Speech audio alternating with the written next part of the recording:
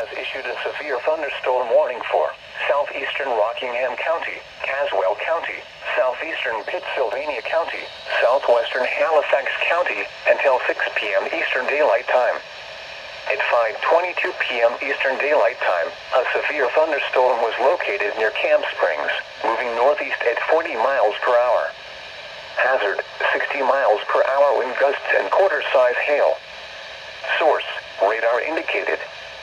Impact, hail damage to vehicles is expected.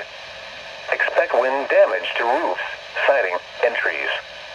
Locations impacted include Yanceyville, Bethel, Providence, Jericho, Prospect Hill, Turleyville, and Camp Springs.